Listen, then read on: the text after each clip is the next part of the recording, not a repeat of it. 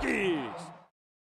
Head coach Buzz Williams joins us following his team's 132-93 victory over the Citadel as they improved to 2-0. Coach, of course, congratulations on the win. Revisiting some of the things that you talked to your team about before the game and then were kind enough to highlight for us, you talked about the maturity being tested, and it seemed like you wanted to test the maturity of your team with some of your combinations in the first half as well.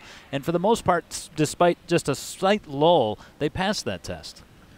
Like I told them after the game, some of you are getting grace minutes, and the grace is going to change once we get to New York. But I also think that it's important to give those guys an opportunity.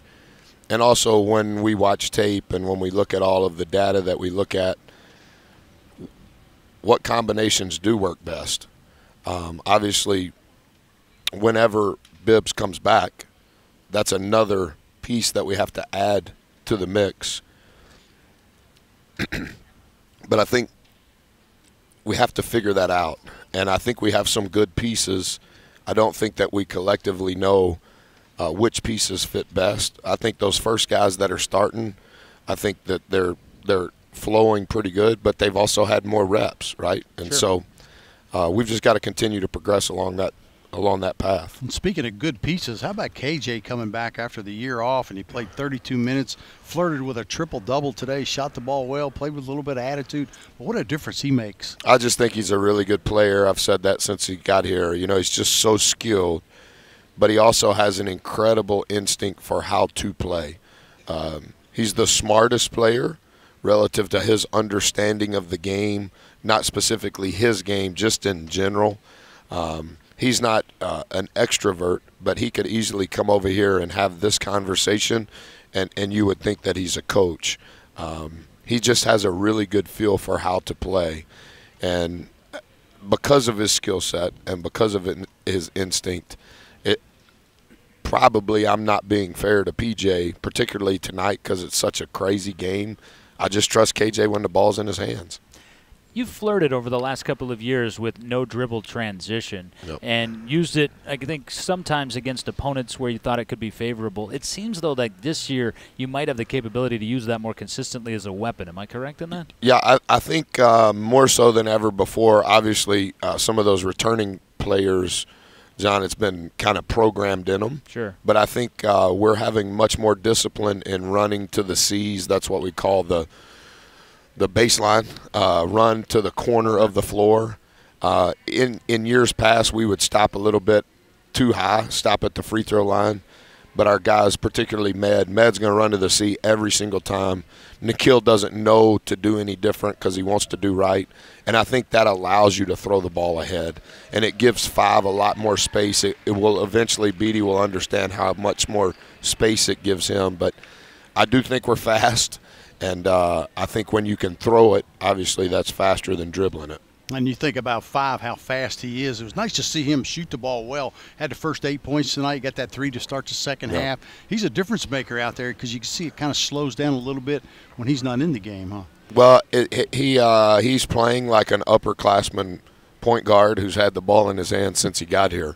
And he does have a very calming effect because he's a true point. He's worked a lot on his shot. He's more confident in his shot. And I think that's a dimension to his game. He was a sub-40% three-point shooter for his career, and he knows that's the next step he has to take because now teams have to defend him differently off a ball screen. He's so good at reading the help off the ball screen, but now all of a sudden when you're worried about a guy stopping behind or can make the three off a catch, that changes things. And I didn't think that he played very well at all on Friday night. I thought from the start to the first media timeout, he was incredibly good, and then it went away. And I thought tonight he was much more 7 assists, 2 turnovers in 22 minutes. Missed 1 shot. He needs to make all his free throws, but I thought he played more like the Five we need and the Five we know.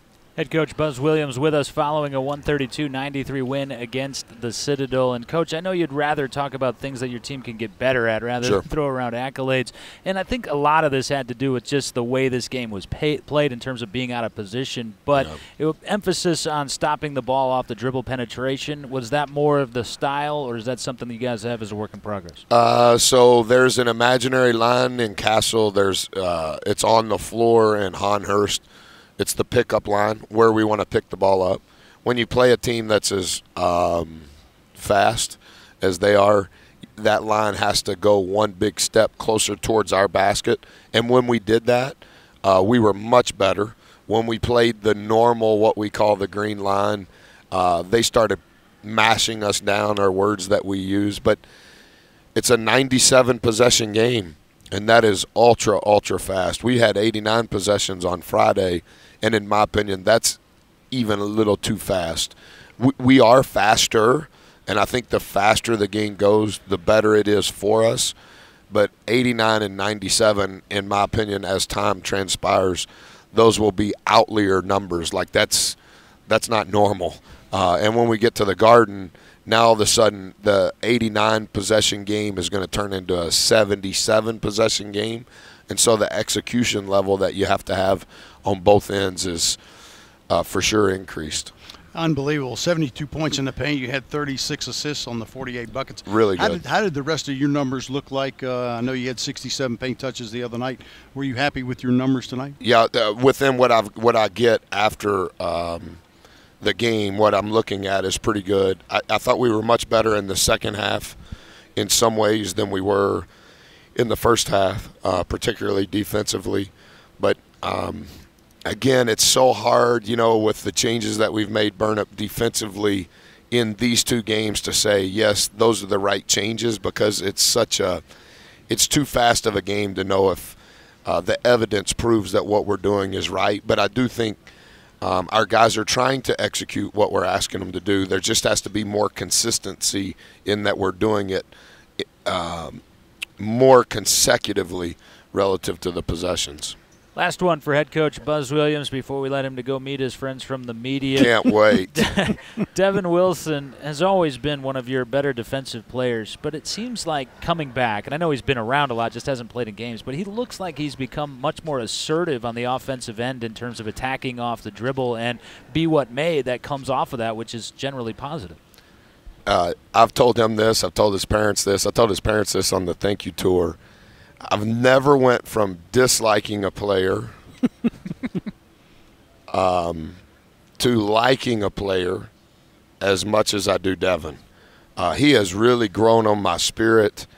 He has never backed up 1 inch relative to what we're trying to accomplish, and he's had multiple reasons not to feel that way.